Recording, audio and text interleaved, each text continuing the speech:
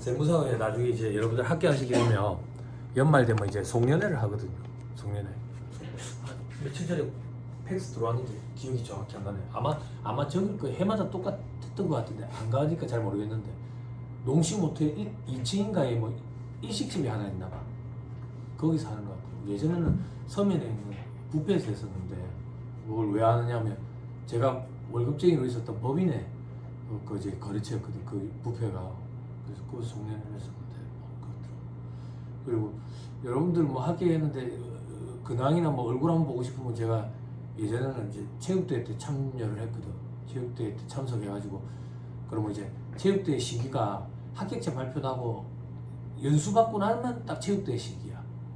그래서 그때 그만 얼굴 한번 보고 그랬는데 그것도 별로 안 가고 싶더라고 이제.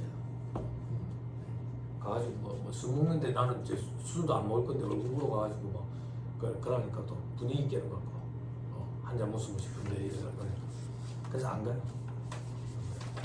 학교하고 나면 뭐 학원에 찾아오고 그런 사람들도 있던데 먹고 살기 바쁜데 뭐 학원에 찾아와요. 학원에 전화만 해줘요. 합격했다고. 그럼 이제 학원 입장에서는 몇 명이 합격했구나 이 정도는 파악이 되니까 하자. 오늘 마지막 시간이지. 그치? 내일은 보강이잖아. 보강은 시간이라는 게 없어. 몰라? 내가 정한 거야. 모의고사를 어떻게 할래요? 오늘 볼래요? 내일 볼래요? 모의고사는 일단 소득세법 끝까지는 다 냈어요. 어쩔래요? 내일 볼래요? 오늘 볼래요? 내일 하루라도 미룰까요? 아니 파일은 갖고 왔는데 파일은 갖고 내일 볼래? 그럼 내가 신사님한테 내일 주소를 볼게. 내일 보강 있어요. 왜 몰라요? 아니 세법. 네. 내일 재정학이 보강했다 하더라고. 네. 잘 됐네 싶었지. 언제 오전? 야, 오전에 해야지. 오전에 해야지. 오후에 나도 개인 일정을. 오후에 하면 하루 종일 날린다고. 강의 때문에. 오전에 배치해주세요. 이런 말을 할 정도의 경력이 됐어. 이제 양반이 예전에 다른 강의를 하고 내 나머지 시간에 넣어주셔야 되는데 그 얘들이요. 그래서 내부터 해주세요. 안 되겠어요. 다른 애들 제가 알아서 하겠어요. 아니 나는 안 바꿔줬잖아. 내가 다 바꿔줬잖아. 나머지 애들 다 제자들 아니야. 얘들이 고만 골라가야지. 자 2-149페이지. 지난주 수요일이랑 목요일에 실무 강의 한 거는 첫날에 강의 촬영을 했거든. 그래가지고 업로드를 시키고 있는데 양이 너무 많으니까 집에 가서 밤 12시 가까이 됐는데도 업로드가 덜 되고 있더라고. 근데 가만히 생각해보니까 업로드하면 안 되겠더라고. 너무 많은 얘기를 했더라고. 너무 많은 얘기. 그래 그 뒷날 새벽에 부랴부랴 싹싹 째버렸다. 진짜 업체 얘기들을 너무 많이 했어. 부리는 부분. 그래서 안 되겠다 싶더라고. 그래서 삭제됐어요. 혹시나 뭐 동영상이 올라오다가 왜 없어졌지 이래 생각하실 수 있는데 제 마음이죠. 그걸 둘째 날을 아예 뭐 속 시원하게 질렀어 막. 둘째 날은 촬영도 안 해버렸어. 촬영도 안 해버리고 막 뭐 있는 대로 다 얘기했지. 부산 바닥에 어쩌고 저쩌고 뭐 이런 얘기 다. 자 2-149페이지.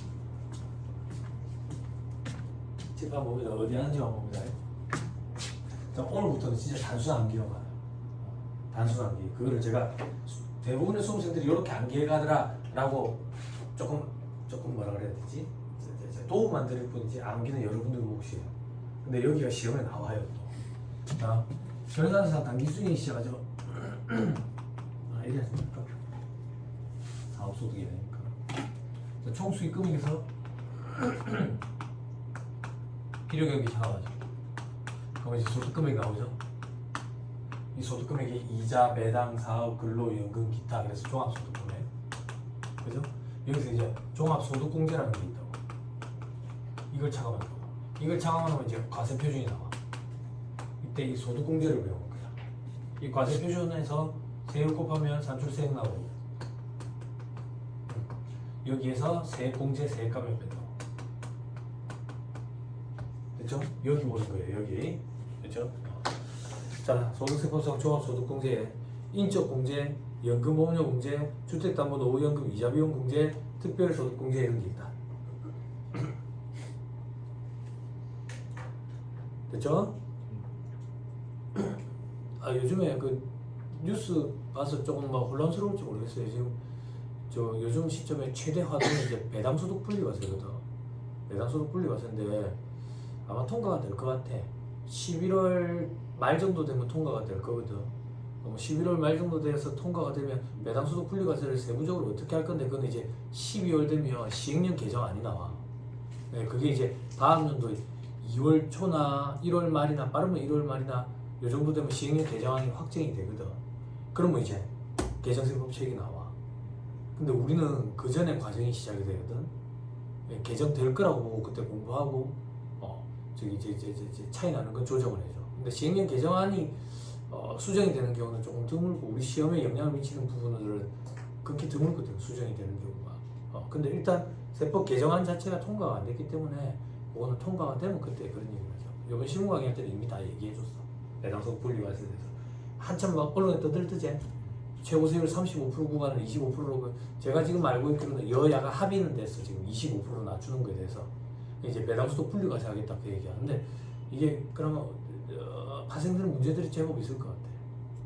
제법 있을 것 같아. 이제 고액자산가들 이제 부자 감세 그런 얘기는 당연히 나올 거고, 금융소득이 똑같이 9억인데도 불구하고 배당소득이 9억일 때랑 이자소득이 9억일 때랑 차이가 심하게 벌어질 거라고. 그러면 은행에 박아두는 거에 대해서 더 사람들이 이제 의사결정한대. 그런 것들은 또 어떻게 향후 보완할지, 일단 저는 이제 시행하는 거에 중점을 두는 스타일이거든요. 저도. 그리고 이제 문제점이 생기면 이제 보완할 수 있는 정책을 피는 게 저는 맞다라고 생각하는 스타일인데, 아니면 탁상 공론만 해가지고 아무것도 안 되는데 일단 우리는 이제 시험을 봐야 되는 입장이니까, 우리가 아니라 여러분들이, 그지? 나는 시험 보는 여러분들을 바라보면 되니까. 솔직히 피곤해서 바라보지도 않지만, 그지? 어떻게 개정되는지 너무 스트레스 받지 말라고. 왜? 해마다 있어 그런 개정이. 다 똑같은 입장이야. 다 똑같은 입장. 자, 그래서 봅시다. 인적공제. 인적공제는 개개인마다 상황이 다 다르잖아. 똑같이 돈을 벌더라도. 그래서 인적공제의 효과를 반영을 해주겠다. 그러니까 부양가족이 많은 사람도 있을 거고 없는 사람도 있을 거고 그럴 거 아니야. 그걸 좀 반영해 주겠다고요. 자, 그래 기본공제에 한 명당 연간 150만 원이야. 뭐 소득을 공제해 준다고. 소득에서 빼준다 그 얘기야. 됐죠? 그러면 요건이 있다고. 나이 요건과 소득 금액 요건이라는 게 있어요. 됐죠? 근데 본인 봐봐. 나이 요건도 필요 없고 소득 금액 요건도 없고. 그럼 나는 무조건 일단 해주는 거야. 한 명 무조건 확보야. 150만 원. 됐죠? 됐죠? 그 다음 배우자 봐봐요. 법률혼 관계 돼 있죠? 기억나죠? 세법은 사실혼 관계 인정 안 한다. 무조건 법률혼이다. 그래서 재혼가정 같은 경우에는 애들이 걱정돼가지고 혼인신고를 안 한다고 그러면 기본적으로 못 받는 거야. 사실혼 관계이기 때문에. 법률혼 관계만 무조건 인정한다. 됐죠? 자, 나이 요건. 배우자도 나이 요건 필요 없다. 소득 금액 요건만 지키면 된다. 됐죠? 소득 금액 요건은 100만 원 이하야. 칠판. 이자 소득, 배당 소득, 근로 소득, 연금 소득, 기타 소득. 소득이야. 근데 방금 책에는 소득 금액이라고 돼 있어. 여기야, 여기. 소득 금액. 소득 금액 기준. 즉 필요경비까지 차감한 후의 금액 기준으로 100만 원 이하에 해당돼야 된다고. 근데 현업에서 담당하는 저기 실무진들이 많은 실수를 하는 경우가 어떤 경우냐면, 어떤 소득 기준이냐? 종합 소득 금액만 가지고 100만 원 이하를 따지는 게 아니라 옆에 있어. 퇴직, 양도소득까지 합친 개념이다. 퇴직 소득 금액, 양도소득 금액, 종합 소득 금액 합쳐서 100만 원 이하야. 됐죠? 오른쪽에 별표시 이거 돼 있다. 됐죠? 찾았어요? 조교생 못 찾는 것 같다. 찾았어요? 조교생 곧 기말고사더라. 와, 시간 빠르다. 뭐 한 살 더 먹겠네 또. 그지? 한 살 더 먹고 시험도 이제 다가오겠고. 봄바람 휘날리면 시험 본다. 봄바람 휘날리면 시험 보는 거야. 그지? 그 우리는 이제 벚꽃 구경을 못 가는 거지. 그래 합격을 했어. 합격을 했어. 봄바람 휘날릴 때 이제 우리 법인세 신고하는 거야. 그냥 벚꽃을 또 못 보는 거야. 응? 괜찮다고. 그냥 포기하면 돼. 우리는 벚꽃 시즌에 항상 바빠. 우리는이 아니라 저는. 그지? 그럼 우리 합격하면 어떻게 됩니까? 겹벚꽃은 볼 수 있어. 경주에 불국사에 겹벚꽃 보러 가면 돼. 그때는 조금 여유가 있어. 어쨌든 볼 수 있겠지. 종합소득금액, 퇴직소득금액, 양도소득금액 합계액 기준으로 100만 원 이하다. 그 위에 별표시 이번에 동그라미 1번. 비과세, 과세제외, 분리과세 소득은 제외한 소득금액 기준이다. 당연하지. 여기 종합소득금액 계산구조에 안 들어가는데 얘들은. 그죠? 자, 그리고 부양가족의 이제 나이 요건 보자. 소득금액 요건은 무조건 다 지켜야 돼. 나 빼고. 됐죠? 부양가족이 직계존속 내 위로는 60세 이상이면서 100만 원 이하. 직계비속 입양자는 내 밑으로 20세 이하이면서 100만 원 이하. 형제 자매는 60세 이상이거나 20세 이하이면서 100만 원 이하. 수급자까지 볼 필요 없고 위탁아동 18세 미만 이면서 100만 원 이하. 됐죠? 오른쪽에 맨 위에 별표시 1번. 장애인은 나이 요건 이런 거 안 따지겠다. 소득금액 요건만 따지겠다. 됐죠? 별표시 3번. 총 금액이 500만 원 이하인 근로소득만 있는 배우자 및 부양가족은 소득금액 100만 원 초과하더라도 공제 대상. 자, 이건 무슨 말이냐면 근로소득 있죠. 근로소득 총 수익금액, 근로소득 필요경비는 우리가 별도의 용어를 지정해서 부른댔다. 왜? 총 금액. 그래서 이거는 근로소득 공제. 됐어요? 과거라는 얘기는 2014년 전이야. 많이 오래됐지. 그 전에는 총 금액이 500만 원까지는 근로소득 공제가 80%였어. 그럼 400만 원이잖아. 그치? 그러면 100만 원 이하니까 기본공제가 됐다고. 근데 2014년에 연말정산 대란이라는 표현을 할 정도로 이제 구조가 많이 바뀌었거든. 그때 요거를 70%로 바꿔버렸어. 앞에서 봤죠, 여러분들? 근로소득 공제 500만 원까지는 70%고 내가 그거는 좀 기억하라 했잖아. 또 뭐 기억하라 했어요? 근로소득 공제 파트에서 한도 얼마나 했어요? 2천만. 얼마면 2천만 원이 걸린다고 했어요? 그래. 자, 70% 하면 350. 또 150. 이제는 100만 원 이하가 아닌 거야. 그럼 작년까지는 공제를 받다가 갑자기 안 받으니까 반발이 심한 거지. 그래서 근로소득은 총 금액이 근로소득만 있는 자는 총 금액 500만 원까지는 예전처럼 해주겠다. 그냥 그 얘기야 이게. 됐죠? 오케이. 그다음. 자, 밑에 별표시 4번. 배우자 직계존속 형제 자매도 포함한다. 그러니까 장인, 장모, 처남, 처제도 다 포함된다. 그리고 세상이 이제 달라졌다. 계모, 계부, 의붓자식 다 된다. 맨 밑에 별표시, 표 밑에 별표시. 직계존속과 혼인 중임이 증명되는 사람, 계모, 계부의. 됐죠? 법률혼이야. 혼인신고 안 하면 안 돼. 됐죠? 그리고 직계존속이 사망한 경우에는 사망일 전날을 기준으로 혼인 중에 있었음이 증명되는 사람을 말한다. 됐죠? 됐죠? 됐죠? 자, 이건 무슨 말인데? 우리 아버지가 만약에 이혼을 하고 재혼을 했다고. 내 입장에서 계모가 생겼잖아요. 아버지 돌아가신 거야. 돌아가셨다고. 그래도 내가 그 계모를 봉양하면 기본공제 받을 수 있다. 그 얘기야. 됐죠? 폭이 많이 넓어졌어요. 됐죠?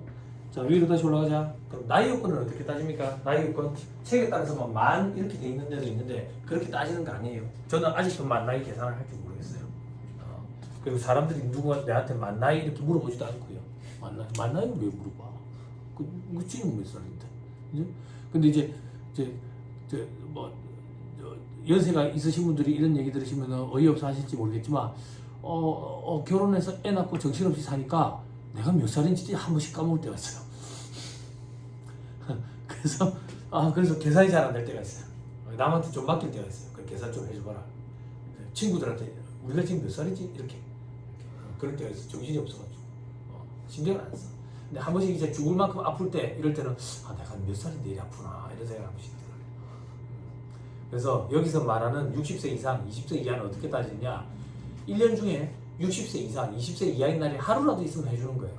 만약에 우리 아버지가 59세였는데 12월 1일자로 60세가 됐어요. 그럼 60세 이상인 날이 하루라도 있죠.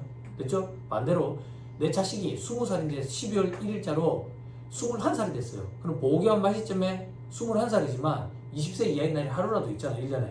그러면 해주는 거예요. 해주는 방향으로 세팅이 됩니다. 그렇죠? 자 이제 저 밑에 내려갑니다. 이번에 추가 공제. 추가 공제는 말 그대로 추가 공제다. 그렇죠? 근데 대전제가 뭔데? 기본공제 대상자이면서 이 요건에 해당하면 추가로 더 해주겠다 그 얘기야. 그럼 반대로 원래 기본공제 대상자가 아니면 추가 공제는 해당 사항 없는 거야. 자, 첫 번째 경로우대자 공제. 기본공제 대상자가 70세 이상인 경우에는 100만 원을 추가 공제해요. 만약에 예를 들어서 우리 부모님이 두 분 다 70세 이상인데 한 분만 내가 기본공제를 받을 수 있대.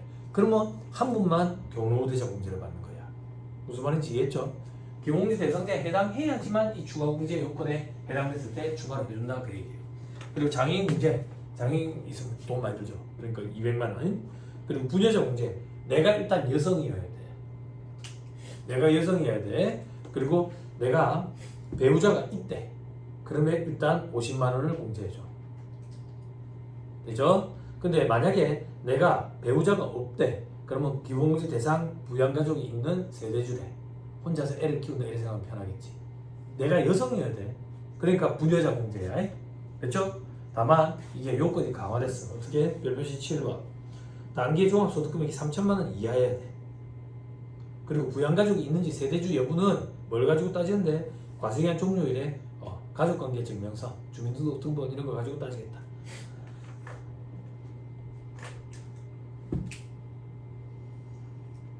됐죠? 다시 돌아가지고 한부모 공제. 내가 이번에는 여자든 남자든 상관없어. 혼자서 아를 키우고 있대. 그러면 한부모 공제로 100만 원을 해줘. 됐죠? 자, 추가 공제는 말 그대로 추가로 해주는 거기 때문에 중복 공제가 가능해. 만약에 내가 할아버지랑 같이 사는데 할아버지가 8월 3일자로 돌아가셨거든? 그럼 12월 31일자로 할아버지 안 거시잖아? 근데 기중에 사망한 경우에는 사망의 전 기준으로 따져. 그럼 8월 1일자에 할아버지가 살아계셨지. 그지? 그럼 150만 원 기본공제. 90 하나에 돌아가셨거든? 경로대자 공제 100만 원. 그리고 부모님이 두 번 와가지고 장애인 등급이 있었거든? 장애인 공제 200만 원 추가로 해준다. 추가 공제는 중복 적용이 가능해. 다만 부녀자 공제랑 한부모 공제는 중복 적용이 안 돼. 그럼 둘 중에 하나를 선택하느냐? 선택이라면 틀린 소리야. 법에서 정해놨어. 한부모 공제를 받도록 돼 있어. 됐죠? 됐죠? 뒷페이지에 나올 거예요. 조금만 기다리면 돼요. 자, 여기서 빠진 거 뭔데? 저 위에 동그라미 5번에 위탁가동. 위탁가동은 어떻게 하는데? 오른쪽에 별표시 6번. 단기에 6개월 이상 직접 양육한 위탁가동. 근데 시험에 뭐가 나오는데? 자, 위탁가동 데리다가 이제 키운다고. 키워. 근데 올해는 4개월밖에 안 돼. 그 기간이. 그럼 기본공제를 받을 수 있어요? 없어요? 없죠. 그리고 다음 연도는 3개월을 키웠대. 그럼 기본공제를 받을 수 있어요? 없어요? 없죠. 근데 작년 거 4개월을 합산해요. 그러면 6개월 이상이 되죠? 받을 수 있는 거예요. 그게 옆에 있는 괄호 안에 있는 말이에요. 됐죠? 그 위에 별표시 5번, 이건 좀 구석진데 사위 며느리는 공제 대상이 아닌데 직계 비속 입양자와 사위 며느리가 다 같이 장애인이면 공제 대상이 된다고. 그게 무슨 말인데? 사위 며느리가 장애인이면 사위 며느리는 내 공제 대상이 아닌데 내 자식이 만약에 장애가 있어. 그래서 사위 며느리도 같이 장애가 있대. 그런 경우에는 공제받을 수 있다 그 얘기야. 됐죠? 넘어가. 인적 공제 관련 추가 정의 사항이 있죠? 그죠? 자, 동거 여부와 무관하게 공제 대상이 되는 자. 그죠? 동거를 안 하더라도 공제 대상이 되는 자. 그럼 동거 여부는 어떻게 판단하는데? 전입신고. 전입신고 가지고 판단한다고. 됐죠? 배우자, 직계비속 입양자. 별거하더라도 공제 대상이다. 왜? 직계비속, 내 자식들 유학 보냈다고. 유학 보냈다고. 근데 와이프가 애들 밥 해줘야 된다고 따라가 버렸어. 그럼 같이 안 살아. 그렇지만 내가 공제받을 수 있다 그 얘기야. 됐죠? 그럼 내가 이제 기러기 아빠지. 기러기 아빠 되는 거지. 요 바닥에 회계사 세무사들 중에 기러기 아빠가 제법 있다고. 부산은 잘 모르겠지만. 부산 얘기는 하지 말자. 부산 얘기 요 바닥 좁아가지고 나 건너서 욕이 너무 많이 들어. 오래 살고 있었어. 참 좋지. 감사합니다. 쟤는 욕을 많이 먹으면 오래 살 것 같은데 왜 이렇게 자꾸 아버지가 아픈 거야? 죽을 뻔하고 그러네. 미안해 죽겠네. 와이프가 계속 울고 그랬어. 동그라미 이거네. 동거 가족이 취약, 질병 요양, 근무상, 사업상 형편으로 일시 퇴거한 경우. 됐죠? 우리 시험에 딱 여기까지만 나와. 실무적으로는 일시 퇴거라는 걸 입증할 수 있는 서류를 준비해야 돼. 잠깐 나갔다라는 걸. 우리 시험에 그렇게까지는 안 나오고. 자, 동그라미 3번. 거주자의 직계 존속이 주거 형편에 따라 불가하는 경우. 배우자도 포함하고. 그러니까 우리 부모님 혹은 장인 장모. 이건 무슨 말인데? 우리 부모님이 이제 연로해지셨어. 그래서 내가 동거복양하고 싶거든. 동거복양하고 싶은데 요즘에 세상이 달라져가지고 이제 부모님도 같이 안 살라 그래, 자식들이랑. 내가 아직도 기억나. 처음에 결혼했을 때 이제 우리 와이프가 부모님 모시고 사는 거에 대해서 긍정적으로 생각을 해서 너무 고마웠다고. 아이돌인데. 그래, 넌지시 한번 얘기를 했는데 우리 어머니가 그때 나한테 그래서 배모야 난 니랑 못 산다. 우리 어머니한테 배모야 난 니랑 못 산다 그랬는데 그게 무슨 뜻인가 했거든. 부담 안 주려고 그랬나 싶었는데 와이프가 하는 얘기를 들으니까 이해가 되더라고. 내가 그 정도로 예민한데 깔끔 떨고 우리 어머니도 내랑 못 산대. 우리 와이프가 고맙게 생각하래. 내랑 같이 살아. 근데 나도 많이 포기하고 사는데 어떤가? 나 요즘에 엄청 지저분하게 살아. 지저분하게. 아무리 깨끗하게 해도 안 돼. 그 차 안에 찍찍이가 있잖아. 차에서 내릴 때 찍찍이를 해야 돼. 주시 개털 천지라고. 이렇게 냄새 날 것 같아. 자, 그래 봤죠? 이제 세상이 달라졌죠. 그죠? 부모가 자식이랑 같이 못 살겠다 이렇게 얘기한다고. 그럼 내 입장에서는 근처에라도 사셨으면 좋겠어. 근처에라도. 그게 요거야. 근처에 사시면서 내가 봉양하고 있으면 그지 같이 동거를 안 하더라도 기본제를 받을 수 있다 그 얘기야. 됐죠? 밑에 나이 요건 과세기한 종료일 기준이다. 나이는. 다만 예외적으로 12월 31일 전에 사망한 자는 사망일 전일 기준. 그럼 해주겠다는 얘기지. 장애 치유자는 치유일 전일 기준. 그럼 해주겠다는 얘기지. 됐죠? 동그라미 니은 빨리 눈으로 보세요. 하루라도 해당되면 해준다.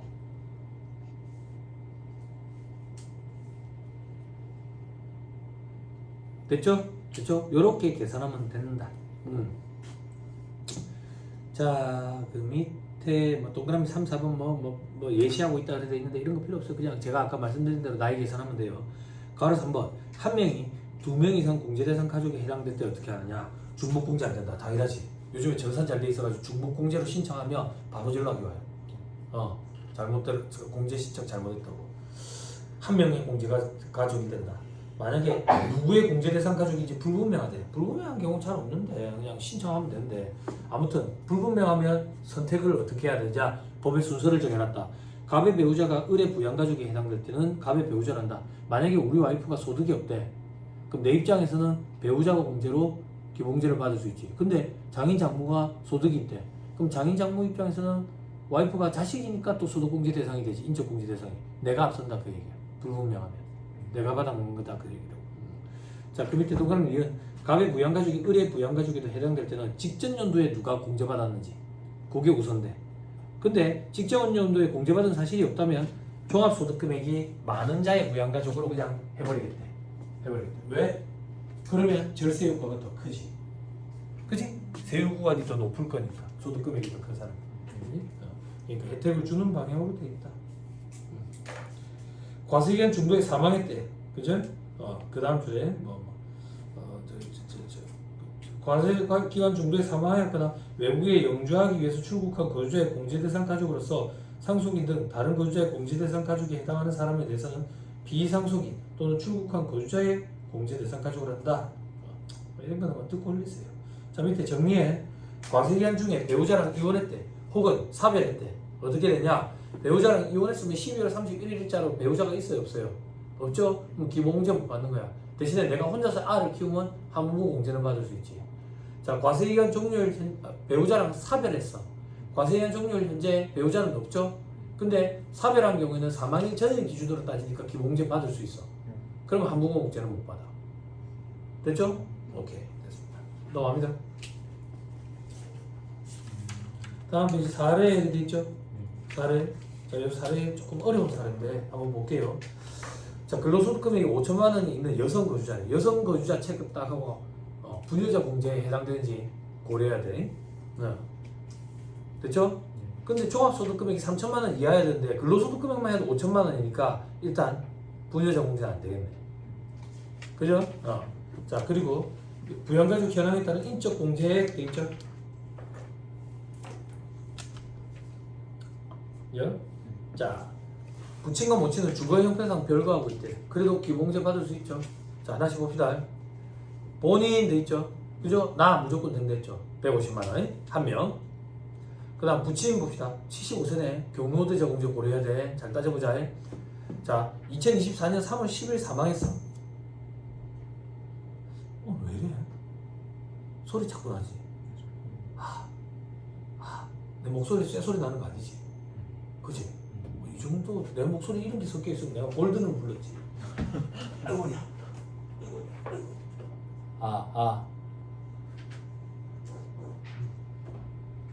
요즘 우리 집 애들 어제 한참 영상 녹화하고 있었는데 애들 노래 부르는데 너무 귀여워가지고 요즘 우리 애들이 드라우닝에 빠져 있다고. 드라우닝 발음이 안 좋아가지고. 너 때문에 빠져 죽겠다고. 너한테 빠져 죽겠다고 모르겠어. 이거 군인이 불렀잖아. 군발이가 불러가지고 역주행을 했대. 몰라? 빠져 죽겠어 이런 노래 몰라? 이거 애들이 그걸 엄청나게 따라 불러 집에서.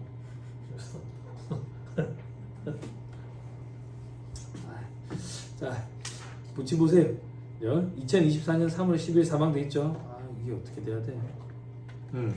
2024년이라고 가정하고 하는 거야.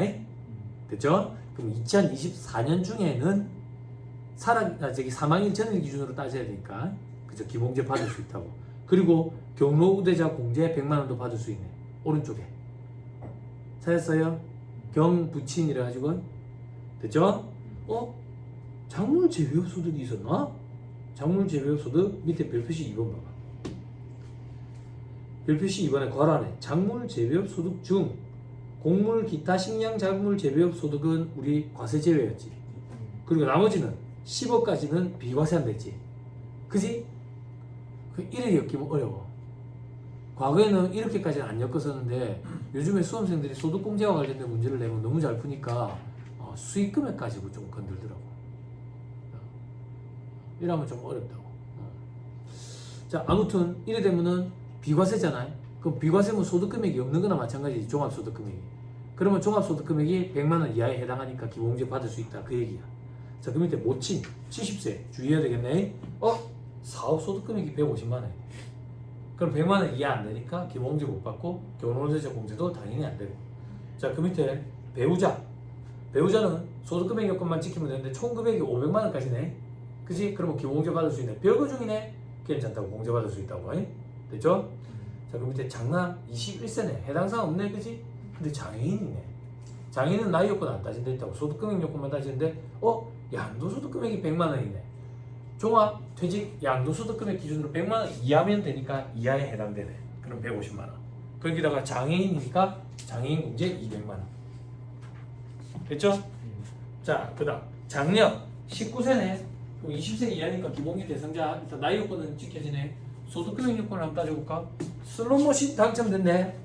얼마만큼? 500만 원만큼. 슬롯머신 당첨 구품은 무조건 분리과세지. 그죠? 200만 원 이상부터 과세 썼나 그랬지. 그지? 근데 무조건 분리과세잖아. 무조건 분리과세라는 얘기는 종합소득금액은 없지.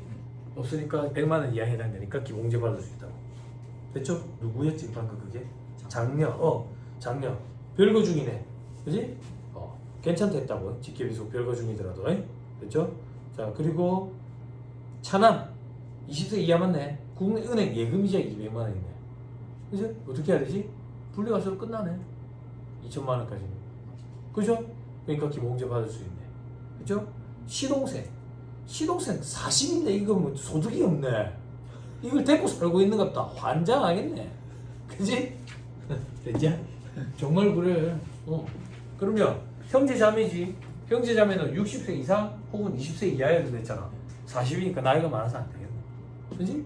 그지? 돈도 못 벌고 은채가 살고 기본공제 대상도 안 되고 돈 내는 게 없네 내한테. 그치? 왜? 됐죠? 나온다 진짜로. 형제 자매 저기 이제 데리고 살고 60세 이상인데 데리고 살고 있으면 기본공제 받을 수 있다. 20세 이하도 받을 수 있고. 만약에 부모님이 금술이 좋아가지고 엄청 나이 차이 많아는 저기 눈종이를 봤다고. 내가 목이 설린데 내가 공제 받아야지. 됐죠? 근데 실질적으로 못 받아. 실질적으로. 그난 연말에서 강의할 때 그냥 받지 말한다고. 그래서 만약에 우리 부모님이 연로해지셔가지고 귀촌을 했어. 소득이 없어. 소득이라고 해가지고 맨날 떼도 안 해. 맨날 떼도 안 하는데 늦둥이를 보실 거야. 늦둥이를. 내가 보내주는 돈 가지고 얘가 학교도 댕기고 그래. 근데 부모님이 조금 소득이 있대. 부모님 공제 대상으로 넣어야 돼. 내 공제 대상으로 넣으려면 내가 그 자료 입증해야 되는데 입증할 수 있는 자료가 힘들어. 같이 안 살고 있기 때문에. 아니면 우리 집으로 유학을 와야 돼. 얘가. 뭐지? 그럼 나도 싫고 우리 와이프도 싫겠지. 그치? 우리 막내 삼촌이 그랬어. 우리 막내 삼촌이 저랑 띠동갑이고 우리 아버지랑도 띠동갑인데 어릴 때부터 우리 어머니가 키웠어. 중학생 때부터. 얼마나 싫었겠어. 저새끼 취하지. 어릴 때 엄청나게 맞았던 기억이 났다. 항상 다리가 피멍이 들었어. 몽둥이로 맞아가지고. 저새끼 취하지. 자, 2-151페이지. 연금보험료 공제. 연금보험료 공제 누가 추천했죠? 국민연금이다 이렇게 생각하면 돼요. 종합소득이 있는 거주자, 요게 포인트라 그랬어요. 전액 다 공제해준다. 됐죠? 그 밑에 인적공제, 연금보험료 공제, 주택담보 노후연금 이자비용 공제, 특별소득 공제, 저축법에 따른 소득 공제는 합한 금액이 종합소득 금액을 초과하는 경우, 초과하면 없는 걸로 본다고. 마이너스 아니야. 됐죠? 됐죠? 그러면 없는 걸로 볼 때 그 없는 거는 연금보험료 공제가 먼저 구성하는 걸로 봐. 그게 무슨 말인데요? 공제를 못 받는 게 있다면 연금보험료 공제가 공제를 못 받는 거에 1순위를 구성하는 걸로 본다고.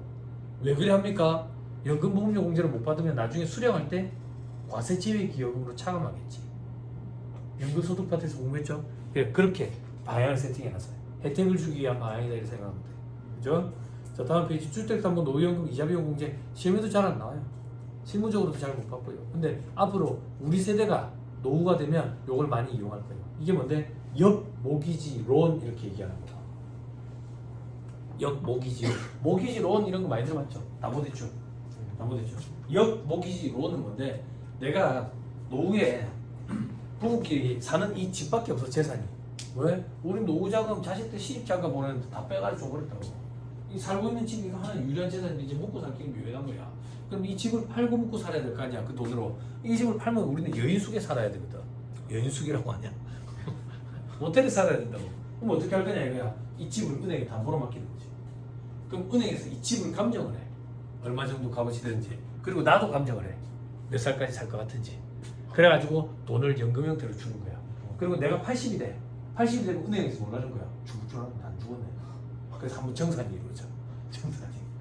그래가지고 내가 죽고 나면 그걸 팔아치워가지고 이제 나눠치우고 남는 건 이제 상속이 이루어지는 거지. 그게 역모기지론. 그러면 내가 언제 죽을 건데 몇십 년 뒤에 죽을 거 아니야. 뭐 값어치를 가지고 현재가치 평가를 한다고. 현재가치 평가하면 상가가면서 이자 비용이 발생하거든. 요거를 지원하기 위해서 그 이자 비용을 공제해주겠다 그 얘기. 우회적으로 이렇게 지원해 주는 거지. 됐죠? 그 정도만 보면 돼. 자, 밑에 특별소득 공제. 요거는 의미가 달라. 중요해.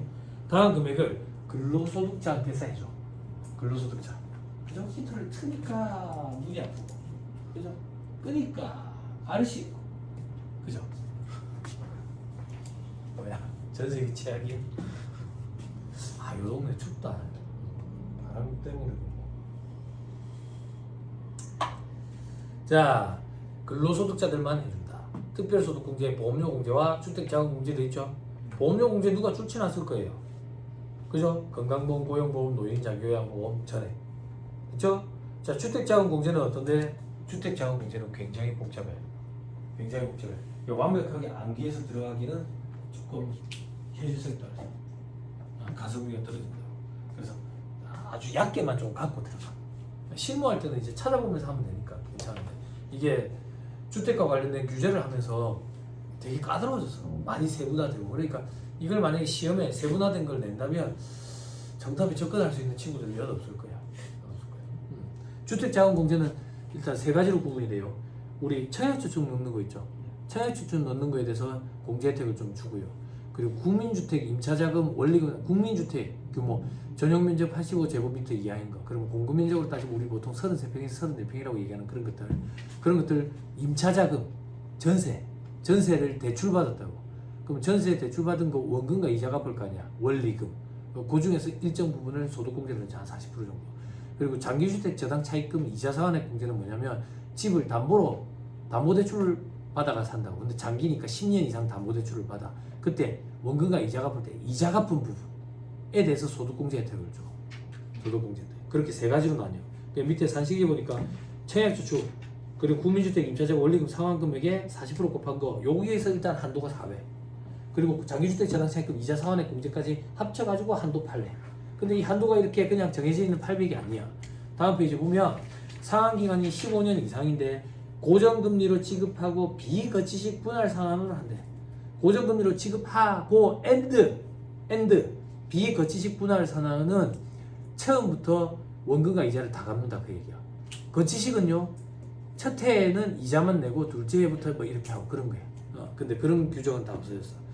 그리고 동그라미 뒤에는 고정금리로 지급하거나 와야 비거치식 분할 상환. 그럼 한도가 800이 아니라 2,800이 바뀌고 동그라미 요한에 상환기간 10년 이상 차입금 이자를 고정금리로 지급하거나 비거치식 분할 상환을 하는 경우는 600만 원. 됐죠? 됐죠? 대부분은 어떻습니까? 대부분은 상환기간이 30년이고 차입금 이자를 변동금리로 비거치식 분할 상환을 해. 동그라미 니은에 많이들 해당이 돼. 고정금리 잘 안 할래 돼. 은행에서 변동금리로 많이 유도한다고. 금리가 상승하는 기조에. 그리고 금리가 상승하는 기조에는 고정금리는 금리 차이가 제법 나. 변동금리보다 세다고. 잘 고려를 해봐야 돼. 그래서 35년이면 금리가 좀 세도 고정금리로 하는 게 안 나을까요? 당연하지. 35년 동안 살 거면. 안 그래? 안 그래? 젊을 때는 조금 번거롭고 힘들더라도 이사를 자주 댕겨야 우리나라에서 재산을 좀 불릴 수 있었는데 이제 그런 시대가 끝났어. 집을 가지고 재산을 불리는 시대는 끝났으니까. 이사비 들고 뭐 가전제품 새로 사고 그런 비용보다 집값이 오르는 게 더 크거든. 그러니까 번거롭더라도 자꾸 땡기는 거지. 언제까지? 애가 학교에 가기 전까지. 학군 때문에 또. 사람들 학군을 많이 따지니까. 근데 뭐 저처럼 살아도 돼요. 학군 스트레스에서 벗어나고 싶다. 이사 스트레스에서 벗어나고 싶다. 층간소음 스트레스에서 벗어나고 싶다. 나처럼. 사람들이 전원주택이라는데 난 전원은 아니거든. 도심 근교지. 도심. 그래서 한번 마음 편해. 대신에 차가 없으면 조금 불편하지. 자차가 없으면. 그리고 출퇴근 힘들 거 아니야. 세무사학교 하면 출퇴근이 뭐 필요해. 안 그래? 일과 놀이의 경계가 무너진다. 아이패드를 피면 일이지. 출근이지. 아이패드를 폈다. 출근. 덮었다. 퇴근. 아니 이런 소리를 해서 세무사들이 그렇게 싫어하나 그럼 저것도 그렇게 살면 되잖아. 뭐 한다고 월세 주면서 그렇게 살고 있어. 욕만 해서. 자, 다음 페이지. 감사합니다. 오래 살 것 같았어. 그죠? 욕 좀 더 해주세요. 오래 살게. 열흘경 끝까지 벌고 싶어요. 열흘경. 자, 2-154페이지 메뉴 별표시 1번. 동그라미 1번. 배당 과세기간이 총 금액이 7천만 원 이하의 무주택 세대주 또는 세대주의 배우자가 괄호 안에 300만 원까지를 한도로 한다. 청약저축 불입한 거. 연 240까지였거든. 근데 청약저축 누가 요즘에 가입해? 그러니까 이걸 한도를 늘려준 거야. 늘려줬는데 어젠가 그저께 뉴스 난 거 봤어요? 청약저축 가입 지금 막 해지 속출한다고. 해지가 속출한다고. 해지가 왜 해지가 속출하는데? 그래 당첨됐어. 어쩌라고 대출이 안 되는데? 어떻게 하라고 대출이 안 되는데? 다음. 그렇죠? 그러니까 자꾸 더 속출하는 거야. 해지가. 그럼 누가 청약저축 가입한대요?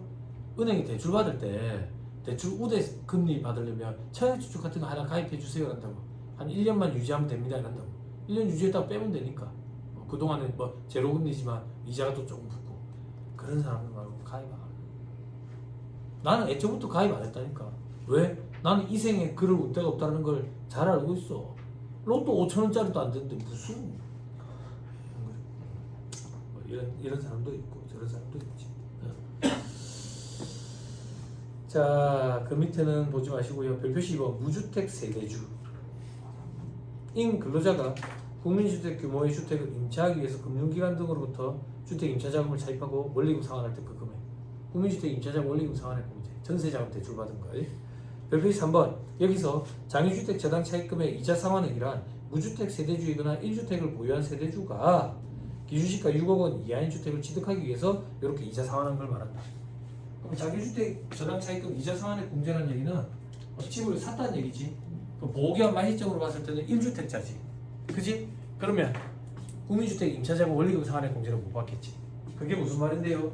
1월부터 6월까지는 전세로 살고 있었다고 대출 받아가지고 그러다가 7월 1일 시점으로 이 집을 사버렸어. 담보대출을 받아가지고. 그러면 1월부터 6월까지는 국민주택 임차자금 원리금이 집계가 되고 7월부터 12월까지는 장애주택 저당 차입금 이자 상환한 게 국세청 홈택스의 연말정산 간소화 서비스에 집계가 된다고. 근데 12월 31일자는 1주택자니까 무주택 세대주가 아니니까 국민주택 임차자금 원리금 상환액 공제를 받으면 안 돼. 근데 이제 현업에서 그런 일들이 조금씩 생긴다고. 간혹. 됐죠? 그런 거 제가 연말정산 실무 강의할 때 얘기한다. 자, 그 정도 보면 될 것 같아요. 넘어갑니다. 2-156페이지 종합소득공제 배제. 분리과세소득만 있는 자는 종합소득공제 적용 안 한다. 당연하지. 분리과세소득만 있으면 저거 계산 자체를 안 하는데 뭐.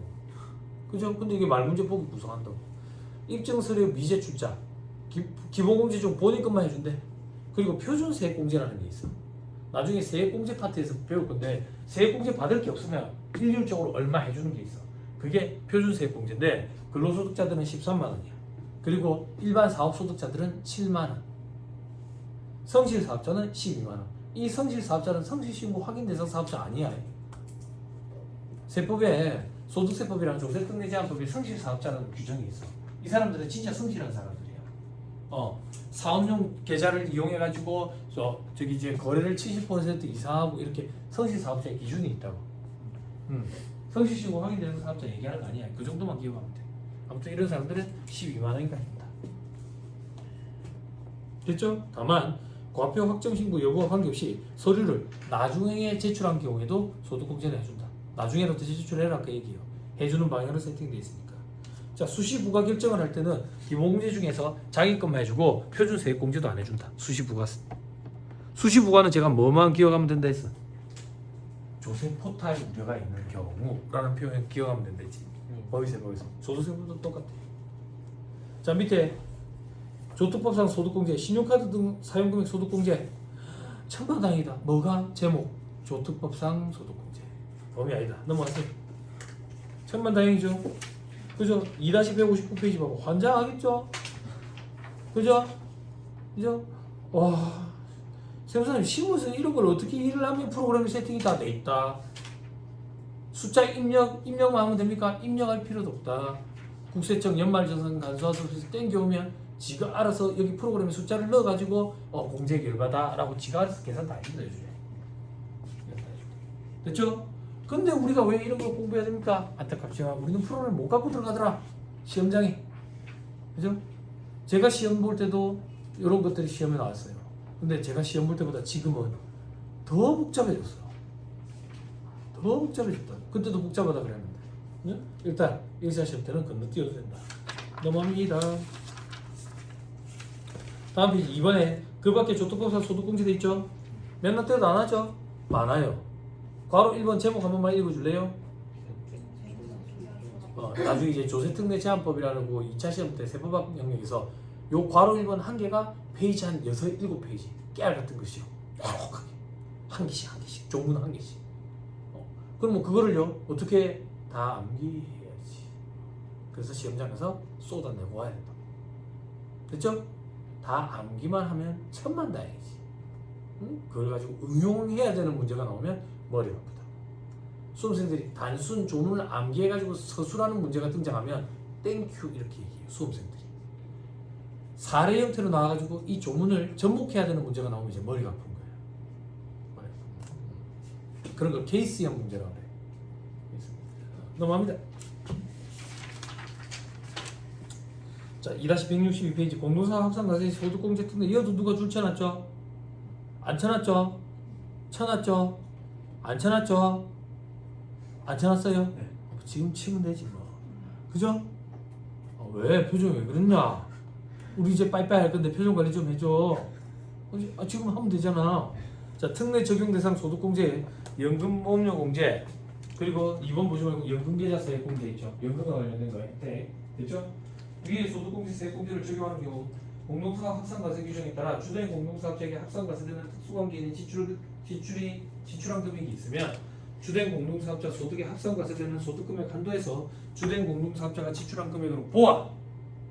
됐죠? 그래가지고 소득공제나 세액공제 가능하다. 밑에 이해보세요.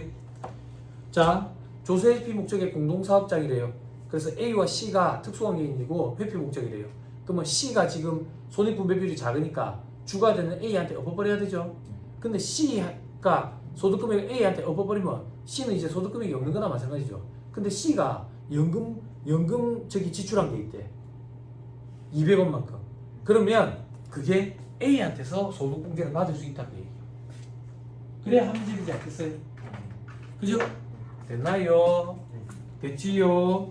그런데 밑에 별표시 보세요. IF 돼 있죠? if 이렇게 돼 있죠? 만약에 C가 국민연금을 250을 지출했대. 250을. 그러면 어떻게 하는데? 자, 250 지출액은 합산되는 소득금액 한도로 한다고. 됐어요? 아니, 당연한 거 아니에요. A한테 소득금액 200을 플러스 시켰는데 250을 빼면 되겠어요. 그죠? 그러니까 소득금액을 한도로 한다. 근데 이 시험에 어떻게 나오는데? 세액을 한도로 한다는 틀린 소리예요. 응? 앞에서 그런 표현이 있었죠? 네. 주의하세요. 소득금액을 한도로 한다. 합산되는 소득금액을 한도로 한다. 자, 다음 페이지. 소득세, 소득공제 종합한도. 아, 소득공제도 한도라는 게 있구나 하고 넘어가면 돼. 그냥 눈으로 한 2,500 되는구나 이렇게. 그럼 뭘 가지고 한도를 계산하는데 이런 거 암기 못해요. 넘어갑니다. 자, 종합소득 산출세액이 계산되어 있는데 여기는 잠깐 끊었다 할까요?